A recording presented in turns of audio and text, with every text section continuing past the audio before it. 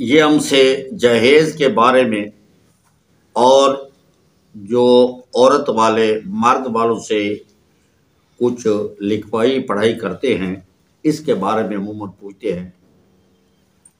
تو اس کے بارے میں اصل بات یہ ہے کہ جہیز جو ہے بچی کو دینا یہ مسنون ہے، آپ دے سکتے ہیں، لیکن مسنون اس حد تک ہے کہ خفیہ طریقے پر جتنی آپ کی استطاعت ہے اپنے جیب سے اپنی بیٹی کو یہ جب دوسرا گھر آباد کرنے کے لیے لے جا رہی ہے تو کچھ نہ کچھ آپ کو اس کا دیں تاکہ وہاں جا کر یہ محتاج نہ ہو۔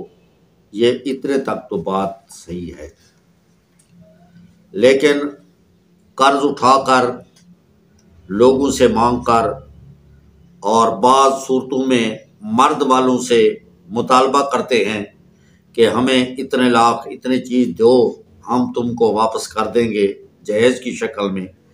یہ مرد والوں سے مانگنا تو رشوت ہے، اور دوسروں سے ادھار مانگ کر لوگوں کی ریا نمود کہ میں نے اتنا جہیز دیا ہے اتنا جہیز دیا ہے، پھر لوگوں کو دکھایا جاتا ہے اور نمائش کی جاتی ہے، پھر عورتیں آتی ہیں نمائش کرنے۔ یہ بالکل حرام ہے، یہ خلاف شرع کام ہے، شریعت کے مطابق نہیں ہے۔ یعنی اپنی طاقت کے مطابق اپنی بیٹی اپنی بہن کو جتنا آپ دے سکتے ہیں وہ ضرور دیں، اور یہ بالکل اس کو جو ہے محروم نہ چھوڑیں۔ تو یہ بات شریعت کے عین مطابق ہے۔ قرض اٹھا کر لوگوں سے مانگ کر مرد والوں سے مانگ کر یہ جہیز نہیں بنتا، کہیں رشوت بنتی ہے، اور کہیں آپ قرض کو واپس نہیں کریں گے تو یہ ہمیشہ کے لیے حرام ہوگا۔ اور لکھائی پڑھائی کے بارے میں یہ ہے کہ جب دو خاندان ایک ہوتے ہیں بعض اوقات یہ چیز آ جاتی ہے کہ مرد والے عورت پر اگر ظلم کریں تو اس ظلم کے خاتمے کے لیے عورت والے کچھ نہ کچھ چیز لکھوا لیتے ہیں۔ تو یہ لکھوانا اس طریقے سے کہ مرد کو ظلم نہ کرے تو یہ جائز ہے، بلکہ یوں لکھایا جائے کہ آپ اس بات کے پابند ہوں کہ اس بیٹی کو شریعت کے مطابق جتنے اس کے حقوق ہیں آپ پورے کے پورے ادا کریں گے، اس میں کسی قسم کی کمی نہیں کریں گے۔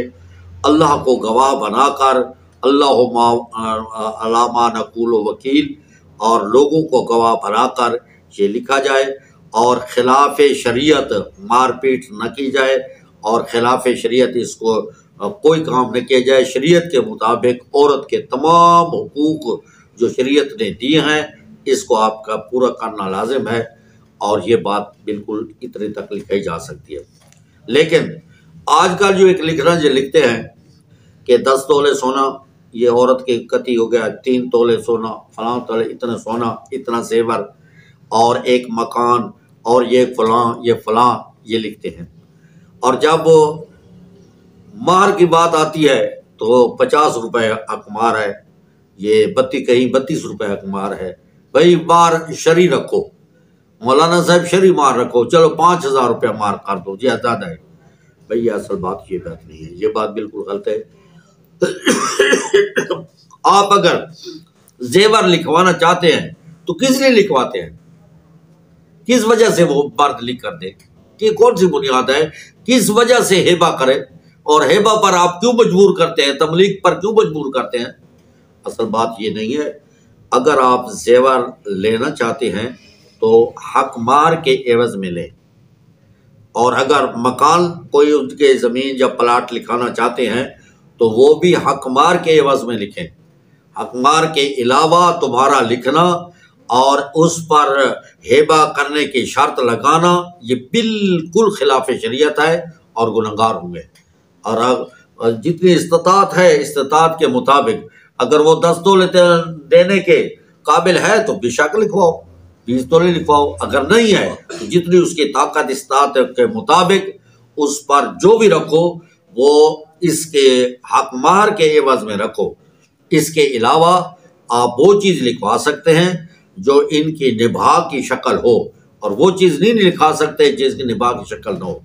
بعض جگہ لکھایا جاتا ہے کہ دوسری شادی نہ کی جائے گی.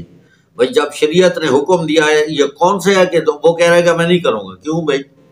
دوسری شادی عورت مرد کا حق ہے، لیکن آپ یوں نہ لکھائیں بلکہ یوں لکھائیں اگر آپ نے دوسری شادی کی تو اس کو شریعت کے مطابق جو اس بیوی کے حقوق ہیں اس میں آپ کسی قسم کی کمی نہیں کریں گے، وہ پابند ہوں گے.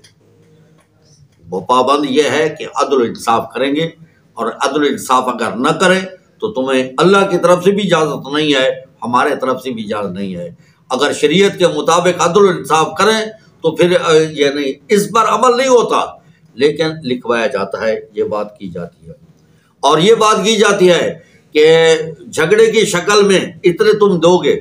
بھائی بات یہ ہے اگر جھگڑا غلطی عورت کی ہے تو وہ اپنے نان نفقے کی حقدار بھی نہیں ہے، وہ تو ناشزہ ہے، اس کا تو کوئی چیز اس کو بھی نہیں ہے کہ گھر ایسے اکیلی چلی گئی.